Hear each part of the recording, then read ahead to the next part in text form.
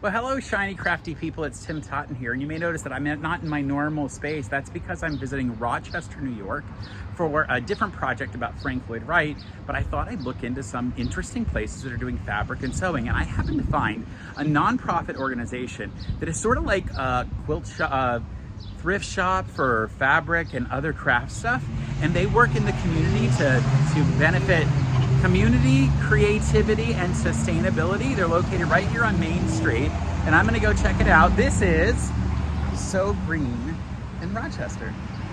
Let's go inside and chat with Jane. I can cut all the beginning parts of this out. So, I guess we'll just start whenever we start. We'll talk a lot to them. Does that sound good? Sure.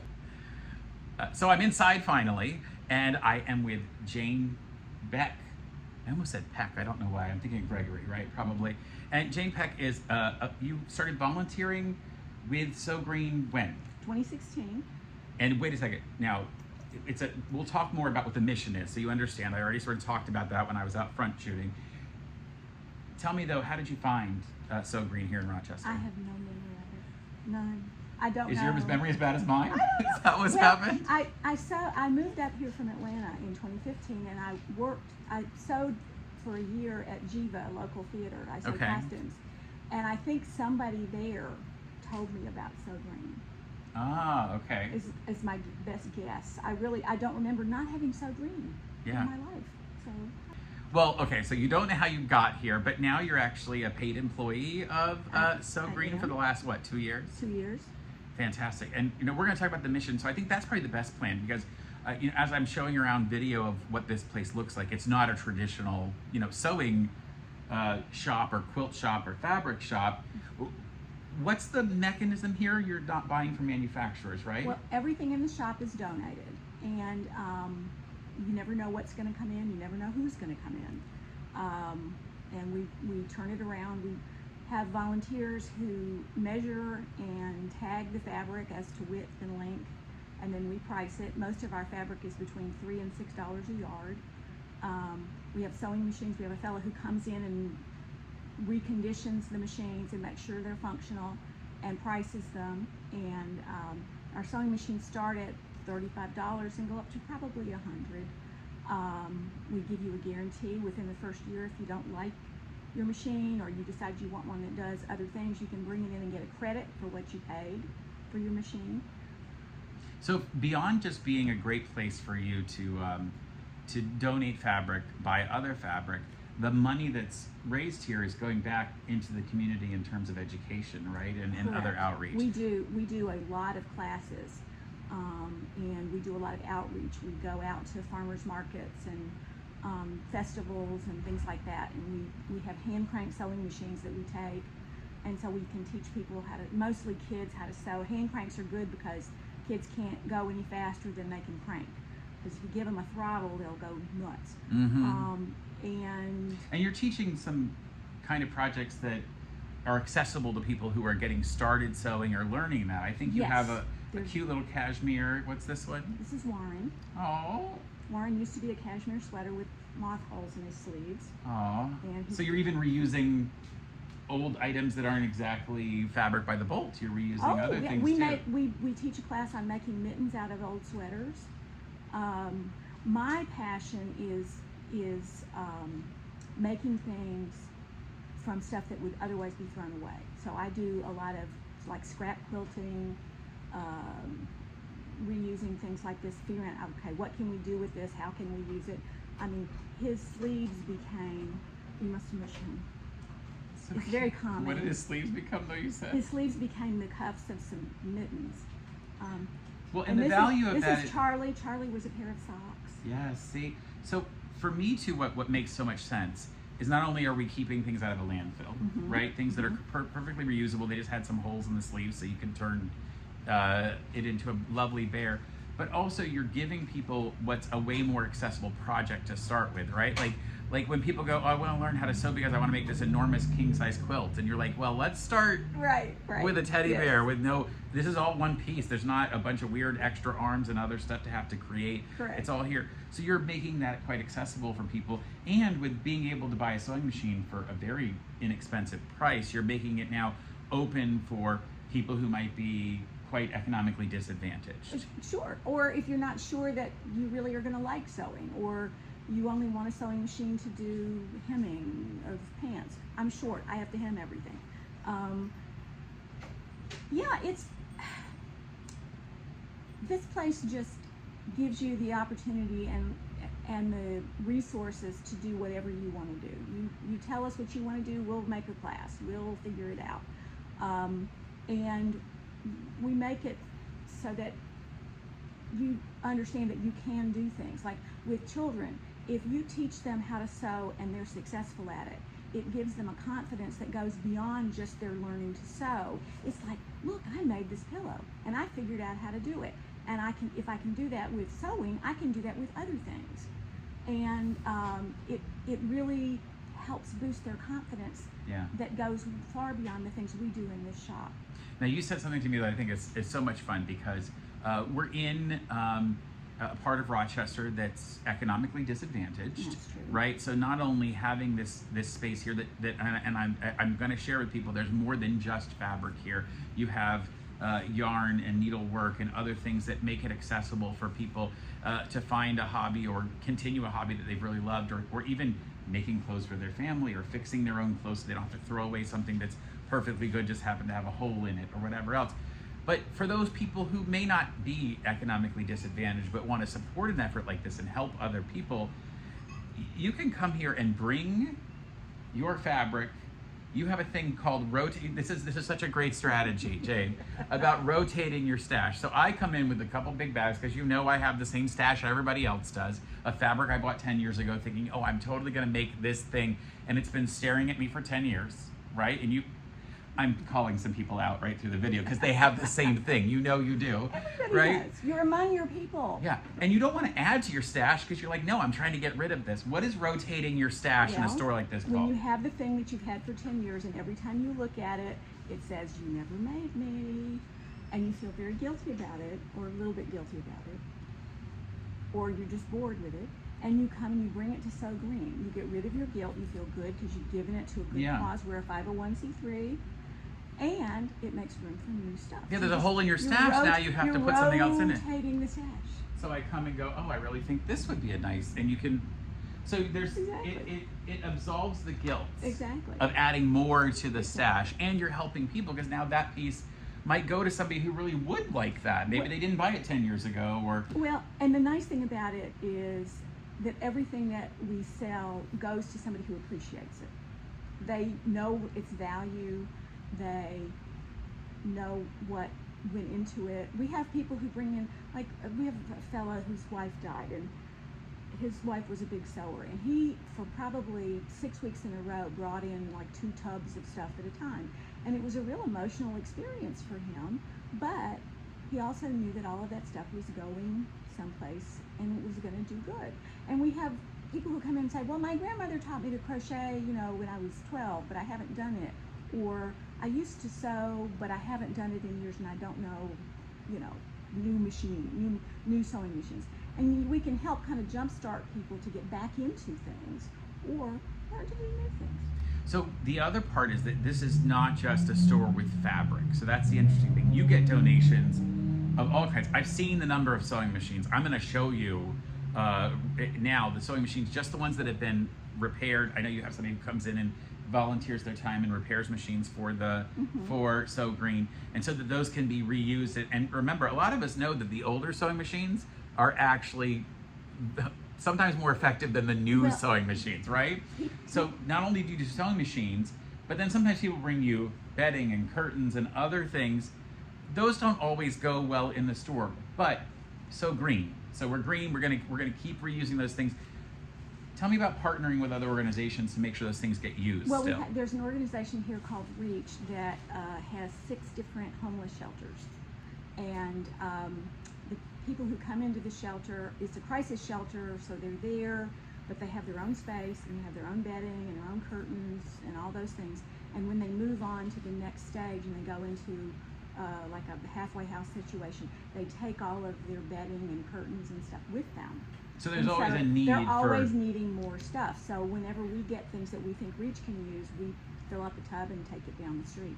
Now you also, somebody might be a little uncertain. They might, they give a bunch of things to you, and maybe there's some stuff in there that really isn't resale quality, but still could be used. A pattern that's already been cut to a specific size, or maybe, I have all of these 8.5 by 24 rulers that are all missing a corner because I dropped them on the floor, that sort of thing. They still work for the most part.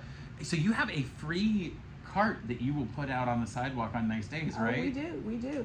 And sometimes it's magazines or books or, we get some pretty strange things in donations. So the only things really, though, going to a landfill are the materials that have been so destroyed by vermin or bugs or whatever else. Obviously, you're not going to keep moth-ridden wool in here. In fact, you said sometimes, what did you say about Ansel? Well, Ansel was running through the store to the back, and I thought that must have been a really nasty donation. I don't know what was in there, but well, if you get moths into wool, you can't let that stay in the store. That's got to get out of here. Exactly. But for the most part, you're weighing in the donations so you can keep track of that, and then figuring out ways to get that back out into the hands of people who are going to use that, and all kinds of people, right? People of all different economic experiences are here. So those people who are really at a point where they need a place to come get either free or inexpensive things, those people who are just wanting to support an organization like this. You don't have to be from this part of Rochester to participate. We have a 3-part mission. Okay. It's community, creativity, and sustainability. And community is the first one, and we want to get people in here who don't necessarily run into each other in the normal course of the day, but can sit down at a table. And we have a crochet group that meets on Tuesday and a knitting group that meets on Thursday, and people just come in and they get instruction if they need it, they get help with a difficult pattern if they need it, but they also just come in to be together, and you get a real variety of folks, and they become comfortable with one another on both sides, all the way around. Everybody's comfortable, and the spirit of this place is just fun, because you get people who come in and just need to talk more than anything else. Like, we had a lady whose husband had Alzheimer's, and she said, I have gained 20 pounds because all I'm doing is sitting on the sofa next to him and eating. I need something to do with my hands that's not food. So we taught her how to knit. And she gets interaction with other people who may or may not have been through a similar experience as her. Or maybe this is even more valuable, is the people who have very dissimilar life experiences, and you get them in the same room bonding over crafting or sewing or something like that, and they're crocheting next to each other, and all of a sudden that person who seems other in your world is now a compatriot, is a friend, is a oh, that's my crocheting buddy, that's my quilting buddy. Exactly. So you teach a lot of interesting classes, and I can look around and see all kinds of cute things that you have made. You were working on, you told me before, you have to remind me because I don't know how to say the name of it. There was a specific sort of type of quilting that's that has been practiced in India, right? But it has African origins. Right. I want you to talk about that because you were so excited about it, and I'm going to put some examples on the screen as you talk about it. I only learned about this recently from a friend of mine. It's called Kandi Quilting, Kawandi. Yeah, I'm going to spell that out here somewhere for everybody so they can figure it out. She thought it was QUA, so we had to. Okay, I'll anyway. Go from your spelling. Right. It's in the 17th century, people from India went to the east coast of Africa and took African people as slaves back to India, similar to the way it happened in the United States. And so there is a significant African Indian population in India. And this particular type of quilting is a fusion of traditional African quilting with traditional Indian quilting. It's all hand done. Well, you can do it by machine. Yeah, the genuine version I'm lazy. is done. I'm going to do it with a machine. The genuine version is done by hand, but it uses scraps of fabric. It uses whatever you have, because it was a form of quilting that was done by poor people, and they didn't have much, so they made it with what they had. So you brought that here and taught a class, right? I taught a class. Now, you didn't do big gigantic quilts, because that's not a good way to start for people who are just learning that. What did you make? No. We made placemats, and I'm making a set for my son and daughter-in-law now, and I'm hand doing it, even though I don't like it. You're being traditional. I'm trying. I think you should always try it that way, and then when you go, okay, fine, I've done that. Right. You can then use the machine, but I understand the reason. And they say like, well, it's meditative, and all. I haven't gotten to the meditative part yet. It hasn't gotten meditative yet. No. But it's really fun, and one thing I want to say about So Green. So we have community creativity, and the price of things allows people to exercise their creativity. The classes allow them to exercise their creativity, and then their sustainability. In 2023, we took in 7.5 tons of donations. Oh, wow. And that's all stuff that stayed out of the landfill. Yeah, how great is that? That's huge, because the manufacture of fabric is a major contributor to pollution. So if you can reuse fabric and not have to buy new, that's enormous. The other thing I have found, and this is crazy, but I've already seen several fabrics here that I go, oh, I actually remember wanting that 15 years ago, and it's been in Jenny's stash for 15 years, and now she finally gave it somewhere. So I'm convinced I'm probably going to do a little shopping while I'm here. I hope so. Yeah, well, of course. And it gives me that ability, because fabrics leave so quickly. There's times where you're like, oh, that was a great pattern, and then it's just gone, and you can't get it. But if you see something here that you like, buy it, because it's not going to be. Oh yeah, they're not getting more. You're not getting any more of it. It's not coming back in. You cannot come in here and say, I want 10 yards of black broadcloth. Right. Not going to happen. But you're going to find a lot of stuff you really like. It's a very expensive place to volunteer. Oh, I can totally because imagine. when you are a volunteer, you really get to see everything, and it has to come home with you. So. I had an aunt that used to work for me at, I owned a uniform store for a while, but we were right next to a thrift store. And every time she came, she would work just one day a week, and she would spend her entire paycheck next door at the thrift store. And I'd say, you don't need more stuff. So then she started bringing a carload to give away, but then she'd still buy her whole paycheck. I brought in a couple months ago 6 garbage bags full of fabric. Yeah. Because I said, look, get serious with yourself and say, what am I actually going to do? And I brought it in, and it's funny when I check somebody out and they've gotten a piece of my fabric, I'm like, oh, yeah. Doesn't that feel good? So good that you're pushing that along. I love it. It does. I love it. It feels better than it, but there's a little, oh gee, that was mine and I liked it. Well, I know you're getting ready to open. We are. Jackie, who has been behind the scenes, but I might get a little video of her winding the yarn. I just saw her winding yarn. I'm like, oh, I need some video of that to show it. Tell me though, my viewers are from all over the world, okay? Wow. Yes, so I have about 70,000 subscribers at the time that we're filming this, and so a lot of those people are gonna wanna know how they can help even if they're not in Rochester. So what could they do for So Green if they say, I wanna just do a nice thing for this organization because I believe in their spirit? Well, we can always take money. Okay, so it's possible you can go to the website and make a donation. You can. I'm not telling anybody they have to do that. No. And if you want to come to Rochester, bring them some fabric and then buy a bunch of stuff, right? And we have people from New York. We had a lady from New York City who sent us 693 pounds of fabric in the mail or UPI. Wow. She shipped it here. Which that was not a common thing, and she was. You don't have to do that. She had been a Rochesterian, and she was attached to the shop, so that was an unusual thing. But all right, so we're at So Green in Rochester. I'll put a link in the description below to the website for the organization, their address and everything, and you can come visit them. What's the address here? 438 West Main. 438 West Main in Rochester. In Rochester, New York. So come check out this awesome organization. It's unlike anything else you've ever seen, and it's doing some really awesome stuff in the community. We're doing community, creativity, and sustainability at So Green since 2015. So support organizations like this. Thank you so much for joining me. And until next time, stay crafty. Bye for now. That was so good. Did you have a good time? Yeah, Okay, I got to turn it off. Hold on, everybody.